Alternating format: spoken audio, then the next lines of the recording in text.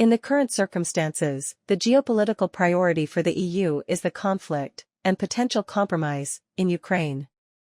However, for Italy, the stabilization of the Mediterranean region and the resulting project of a broad Oecumene holds comparable significance, both geopolitically and geoeconomically. In examining the recent bilateral agreement between the United States and Saudi Arabia, I sought to identify potential multiplier advantages, or disadvantages, for the projection of Italian industry and finance, endorsed by the government as a foreign policy priority, along the Mediterranean, African, and Pacific axes.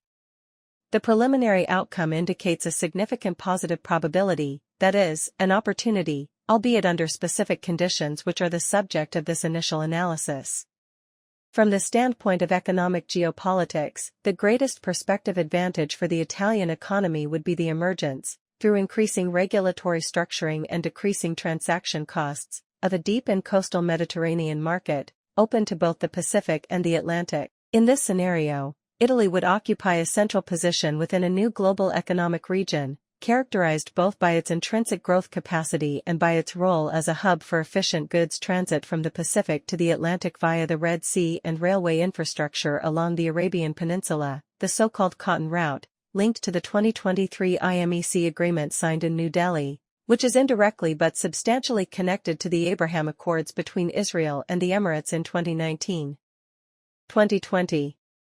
The Iranian attack on Israel through its proxy Hamas, occurring 1 month after the New Delhi Agreement, has raised suspicions that other powers had an interest in obstructing IMEC and the Abraham Accords, forcing Saudi Arabia to suspend the former and to refrain from joining the latter due to Israel's predictable military response.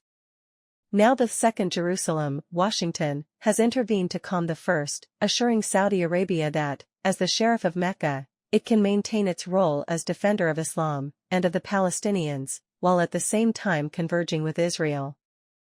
Step by step, first, the creation of a peacekeeping military force in Gaza, recently approved by the UN Security Council with abstentions from Moscow and Beijing, then, a process toward Palestinian autonomy agreed with Israel, which would ultimately allow Saudi Arabia to join the Abraham Accords.